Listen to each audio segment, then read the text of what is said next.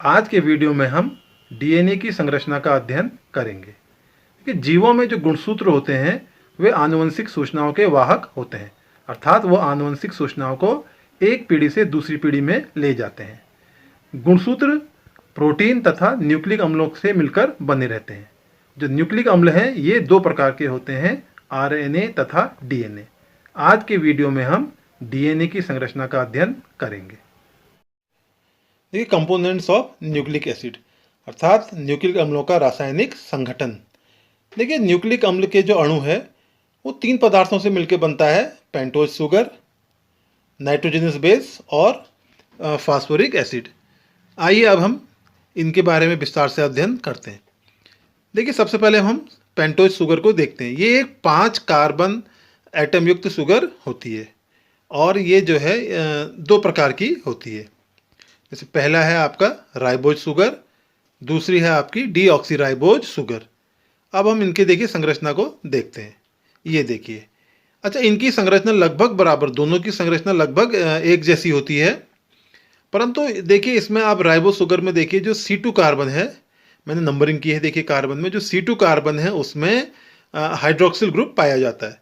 ये देखिए गोल घेरे में दिखाया है, हाइड्रोक्सिल ग्रुप OH ग्रुप पाया जाता है। परंतु दूसरी ओर डीऑक्सीराइबोज शुगर में देखिए आप C2 जो कार्बन है, कार्बन एटम है, उसमें केवल एक हाइड्रोजन एटम पाया जाता है और बाकी इनकी संरचना बिल्कुल एक जैसी रहती है। अच्छा, इसमें अब दूसरा पार्ट देखिए, ये है नाइट्रोजनस बेस। अच्छा, ये भी दो प्रकार के होते हैं, इसमें प्यूरिन बेसिस तथा पिरिमिडिन बेसिस। प्यूरिन बेस फिर दो प्रकार के प्यूरिन बेस भी होते हैं, एडेनिन तथा ग्वानिन। और पिरिमिडिन बेसिस 3 प्रकार के होते हैं, साइटोसिन, थायमिन तथा यूरेसिल। अब इसका तीसरा भाग आता है फास्फोरिक एसिड। अच्छा, फास्फोरिक एसिड जो है दो न्यूक्लियोटाइड को जोड़ने का कार्य करता है। ये एक न्यूक्लियोटाइड के C5 एटम को C5 एटम से जुड़ता है, 5वें कार्बन एटम से जुड़ता है, तथा दूसरे न्यूक्लियोटाइड के ये तीसरे कार्बन एटम से जुड़ता है। जो न्यूक्लिक अम्ल है वो पॉलीन्यूक्लियोटाइड से मिलकर बने रहते हैं। अब हम पॉलीन्यूक्लियोटाइड्स की बिल्डिंग यूनिट्स को देखते हैं। तो इसमें पहला आता है न्यूक्लियोसाइड्स।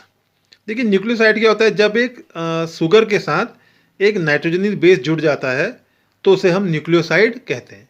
देखिए, क्षारक के आधार पर डीएनए में 4 प्रकार के न्यूक्लियोसाइड होते हैं। डीऑक्सी एडिनोसिन, दूसरा है डीऑक्सी ग्वानोसिन, तीसरा है डीऑक्सी साइटिडीन और चौथा है डीऑक्सीथाइमिडीन। इसके बाद आता है आपका न्यूक्लियोटाइड्स। देखिए, न्यूक्लियोटाइड क्या है, जब इसमें न्यूक्लियोटाइड में एक शर्करा आई और उसके साथ एक नाइट्रोजन बेस जुड़ा और इस संरचना के साथ फिर एक फास्फोरिक अम्ल जुड़ गया तो इसे न्यूक्लियोटाइड्स कहेंगे। अर्थात न्यूक्लियोटाइड में शर्करा भी होगी, नाइट्रोजन बेस भी होगा और फास्फोरिक अम्ल भी होगा। अब इसको गौर से देखिए, इसको हम ये भी कह सकते हैं कि एक न्यूक्लियोसाइड के साथ अगर फास्फोरिक अम्ल जुड़ जाए तो न्यूक्लियोटाइड्स का निर्माण होता है। और इसमें मैंने देखिए संरचना देखिए, इसमें कार्बन एटम्स की संख्या दिखाई है शुगर में 1 2 3 4 5 कार्बन एटम है। तो जो नाइट्रोजनस बेस होता है वो जो शर्करा के पहले कार्बन एटम से जुड़ता है, तथा जो फास्फोरिक अम्ल होता है वो शर्करा के 5वें जो कार्बन एटम है उससे जुड़ता है। शुगर और आपका नाइट्रोजन बेस के बीच में बॉन्ड बनता है, उसे ग्लाइकोसाइडिक बॉन्ड कहते हैं। और शुगर और फास्फोरिक अम्ल के बीच जो बॉन्ड बनता है उसे फॉस्फोडाइएस्टर बॉन्ड कहते हैं। इसको हम नॉर्मली इस संरचना को साधारणतः ऐसे दिखाते हैं। देखिए, क्षारक के आधार पर 4 प्रकार के न्यूक्लियोटाइड होते हैं। देखिए, अगर इसमें एडेनिन हो, अगर हमारा नाइट्रोजन बेस एडेनिन हो तो इसमें जो है जो न्यूक्लियोटाइड बनेगा वो बनेगा डीऑक्सी एडिनोसिन मोनोफॉस्फेट। अब देखिए, इसमें क्या हुआ कि डीऑक्सीराइबोज शुगर होता है तो उससे डीऑक्सी लिया, एडेनिन से एडिनोसिन और एक फॉस्फेट ग्रुप है तो मोनोफॉस्फेट, तो ये बन गया डीऑक्सी एडिनोसिन मोनोफॉस्फेट। इसी प्रकार अगर ग्वानिन है तो डीऑक्सी ग्वानोसिन मोनोफॉस्फेट, और तीसरा है डीऑक्सी साइटिडीन मोनोफॉस्फेट और चौथा होगा डीऑक्सीथाइमिडीन मोनोफॉस्फेट। तो 4 प्रकार के ये न्यूक्लियोटाइड होंगे, एक डीएनए में 4 प्रकार के न्यूक्लियोटाइड होंगे। अब हम एक पॉलीन्यूक्लियोटाइड चेन को देखते हैं। देखिए पॉलीन्यूक्लियोटाइड चेन क्या है कि बहुत से जब न्यूक्लियोटाइड हैं ये श्रृंखलाबद्ध होकर बहुलक या पॉलीमर बनाते हैं, जिसे पॉलीन्यूक्लियोटाइड कहते हैं। ये देखिए, ये हमारे दो न्यूक्लियोटाइड हो गए। और हम पहले ही पढ़ चुके हैं कि फास्फोरिक अम्ल का अणु ये दोनों न्यूक्लियोटाइड को जोड़ता है। और ये भी हम पढ़ चुके हैं कि फास्फोरिक अम्ल का अणु जो है एक न्यूक्लियोटाइड की पांचवें कार्बन एटम से जुड़ता है तथा दूसरे न्यूक्लियोटाइड के तीसरे कार्बन एटम से जुड़ता है। ठीक है, ये हमने जब पहले हमने न्यूक्लियोटाइड पढ़ा तो वहां भी देखा कि जो फास्फोरिक अम्ल है वो पांचवें कार्बन एटम से जुड़ा रहता है सुगर के, और नाइट्रोजन पहले कार्बन एटम से जुड़ा रहता है।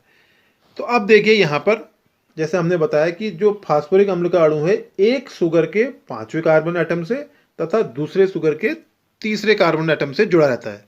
इसे गौर से देखिए, ये देखिए ये तीसरे कार्बन एटम से भी जुड़ गया।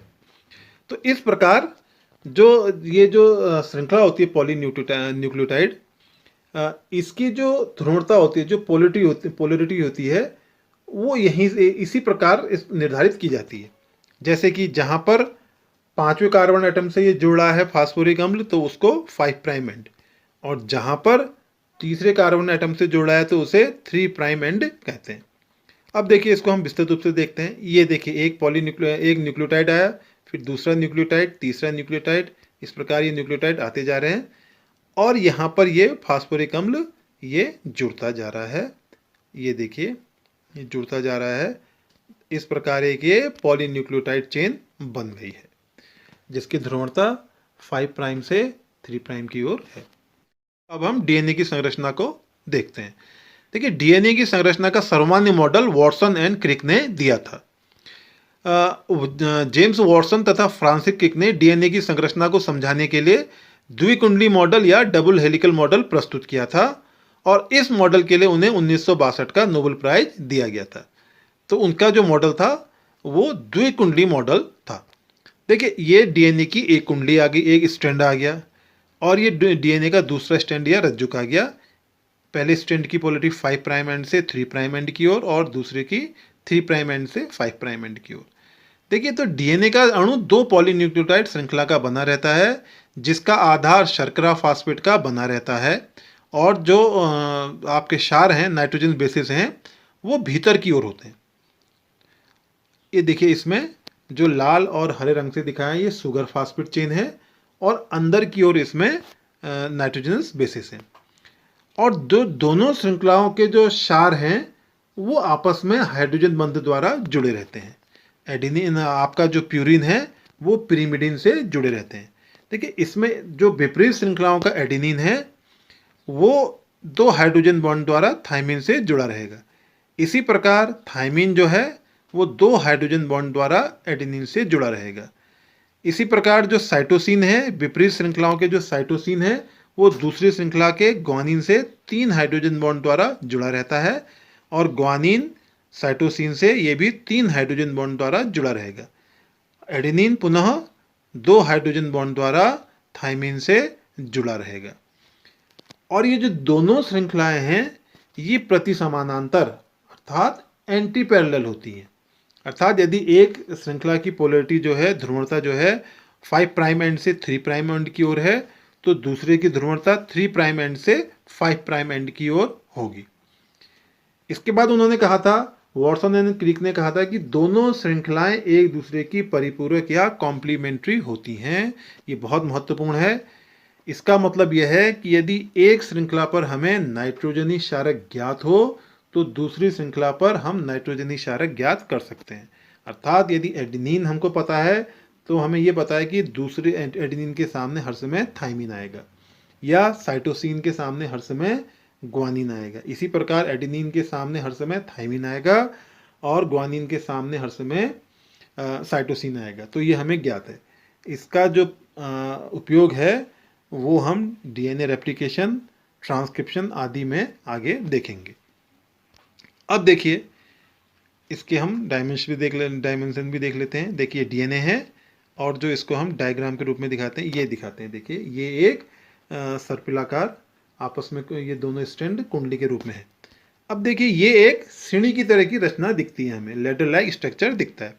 जो इसके जो सीढ़ी की रेलिंग है वो सुगर फास्फेट चेन इसको दर्शाती है, और जो सीढ़ी के पायदान हैं वो नाइट्रोजन बेस इसको दर्शाते हैं।